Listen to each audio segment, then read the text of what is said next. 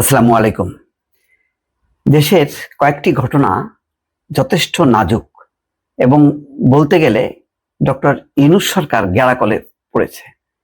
আপনাদের মনে আছে মে মাসে কিন্তু তেমন একটা পরিস্থিতি সৃষ্টি হয়েছিল যখন নাকি যমুনা ঘেরাও ছিল বেশ কয়েকদিন, এবং ইশরাক হোসেনের নেতৃত্বে ওই দক্ষিণ সিটি কর্পোরেশনের যে মেয়র হিসেবে শপথ না নেওয়াকে কেন্দ্র করে একটা পরিস্থিতি, তখন ডক্টর মোহাম্মদ ইউনূস পদত্যাগের সিদ্ধান্ত নিয়েছিলেন, তেমন অভিপ্রায় প্রকাশ করেছিলেন, কিন্তু দ্রুত গতিতে সেটি উপদেষ্টা পরিষদের অন্যরা সামাল দেয়, বিএনপিও পরিস্থিতিটা নিয়ন্ত্রণ করে।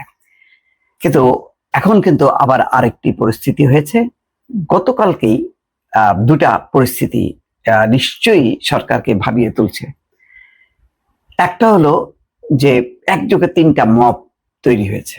একটা রিপোর্টার্স ইউনিটিতে ফজলুর রহমানকে ঘিরে, সেখানে যেভাবে মব করে ভেঙে দেওয়া হলো সেই সভা, আন্তর্জাতিক অঙ্গনে প্রশ্ন উঠবে, তাহলে কি বাংলাদেশে মত প্রকাশের সভা সংগঠন করার কোনো অধিকার নেই? এই একটা প্রশ্ন উঠবে।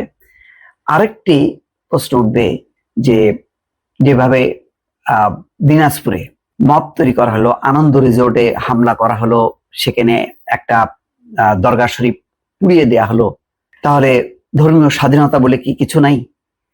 অন্যদিকে টাঙ্গাইলের মাফ করবেন, গাজীপুরের শ্রীপুরে যেভাবে সুমন নামে এক শীর্ষ সন্ত্রাসীকে ছিনায় নিল, অতিরিক্ত পুলিশ মোতায়েনের পরেও সেই মবটা ঠেকানো গেল না।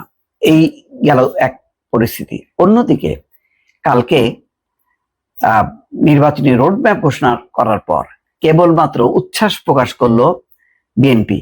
বাকি দেখেন জামাত ইসলাম, এনসিপি।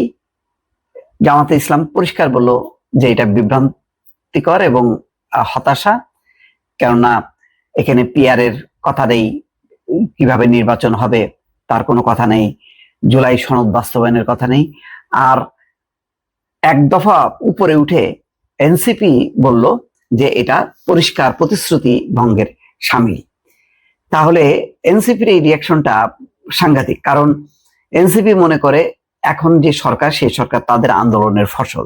ডক্টর ইউনূসকে তারাই টেলিফোন করে ফ্রান্স থেকে আনালেন দেশে এবং প্রধান উপদেষ্টা হিসেবে তিনি নিযুক্ত হলেন, এবং তার ব্যাপারে অন্য কারোরই আপত্তি ছিল না। ফলে এইরকম একটি সমর্থন, তারপর পরে ছাত্রদের 3 জন উপদেষ্টা পরিষদে অংশগ্রহণ, বিভিন্ন মন্ত্রণালয়ের সাথে তাদের সংযুক্তি থাকা, সব মিলায় এই অবস্থান থেকে হঠাৎ করে শিফট করে প্রতিশ্রুতি ভঙ্গ করেছে। এই কথাটা তোলাটা নিঃসন্দেহে ডক্টর মোহাম্মদ ইউনূসের জন্য একটা বড় ধরনের ধাক্কা। তাহলে কি ইউনূসের পাশে বিএনপি ছাড়া কেউ নেই?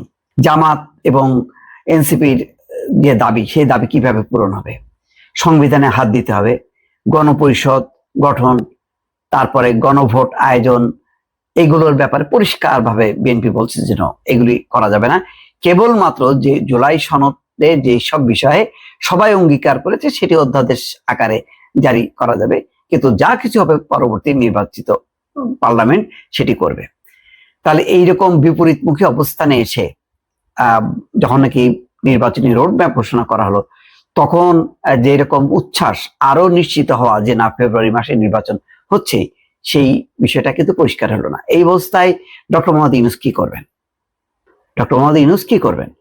তিনি তাদেরকে উপেক্ষা করেই নির্বাচনের রোডম্যাপ নিয়ে এগিয়ে যাবেন? এই সংকটের শেষ কোথায়? তিনি কি যদি ডাক দেন এই রাজনৈতিক দলগুলোকে বিভিন্ন সংকটের সময় যেভাবে ডেকেছেন, তারা কি শুনবেন? তারা শুনবেন না। এখানে বড় প্রশ্ন হচ্ছে ক্ষমতা। জামাত মনে করে যদি পিআর সিস্টেম হয় তাহলে তারা ক্ষমতা আসতে পারবে, আর এনসিপি মনে করে যদি বড় ধরনের একটা মৌলিক পরিবর্তন হয়, পুরো সংবিধান পাল্টানো যায়, তাহলে এক ধরনের যে পরিস্থিতি তৈরি হবে তাতে জনমত তাদের পক্ষে আসবে এবং একটা নির্বাচনী জোয়ার তারা তুলে জিততে পারবে। যদিও সেই অবস্থান থেকে অনেক দূরে পিছিয়ে গেছে এনসিপি, কিন্তু তারপরেও তো এনসিপি মনে করে যে এত বড় একটা গণঅভ্যুত্থানের পর যদি একটা নির্বাচনে যদি তারা ক্ষমতায় না আসতে পারে, এটা এক ধরনের তাদের একটা নৈতিক পরাজয়। সব মিলায় এনসিপি এবং জামাতের যে হিসাব নিকাশ, জামাত মনে করছে যদি পিআর সিস্টেমে হয় তাহলে তারা ক্ষমতায় চলে আসতে পারবে। তাদের যেই পরিমাণ ভোট পড়বে তাতে বিভিন্ন ইসলামিক দল, এনসিপি এগুলি যোগ করে তারা সরকার গঠন করতে পারবে কয়েকটা দলের সহায়তায়। ফলে তারাও একটা অন্যতম ভাগিদার। এখন যেহেতু ক্ষমতার প্রশ্ন, এখানে কেউ কি ছাড় দেবে? বিএনপি ছাড় দেবে? বিএনপি কি মেনে নেবে পিআর সিস্টেম? তারা জানে যে পিআর সিস্টেমে যদি নির্বাচনটা হয় তাহলে তাদের সরকার গঠনের কোনোই সম্ভাবনা নাই, বা করলেও যেভাবে মানে যে পরিস্থিতি দাঁড়াবে তাদের যে কোনো সময় সরকার ভেঙে দিতে পারে। তো এইরকম ঝুঁকিটা বিএনপি কেন নেবে? বিএনপি মনে করে যে গতানুগতিক যেই নির্বাচন, আসন ভিত্তিক নির্বাচন, সেই নির্বাচন হলে তারা মানে জয়যুক্ত হবে। তো এই পরিস্থিতিটা একদিকে হচ্ছে ভাবমূর্তির ব্যাপার, যে মুক্তিযোদ্ধাদের একটা সমাবেশও হইতে পারে না সেখানে, গোল টেবিল আলোচনা, যে গোল টেবিল আলোচনায় ডক্টর কামাল হোসেনের মতন লোক যেখানে অংশ নেওয়ার কথা, তারপরে আরো এই যে জেডাই খান পান্না, তারপরে মাহবুব কামাল, আবু আলম শহীদ খান, সৈয়দ আনোয়ার হোসেন, ডক্টর সৈয়দ আনোয়ার হোসেন, মেজবা কামাল, এই ধরনের যারা, তাদের মধ্যে একটা অংশ আওয়ামী লীগের প্রতি সহানুভূতি সম্পন্ন, কিন্তু আওয়ামী লীগের কর্মকাণ্ডে তারা কোনোভাবেই সাপোর্ট করে না, বরং গত 15 বছরে তারা লাগাতার ভাবে বক্তব্য দিয়ে গেছে। কিন্তু আজকে পরিবর্তিত প্রেক্ষাপটে মুক্তিযুদ্ধের পক্ষে থাকার কারণে তারা এখন আওয়ামী দোসর হিসেবে পরিগণিত হচ্ছে, এবং তাদের কোনো সভা সংগঠন করার অধিকার নেই।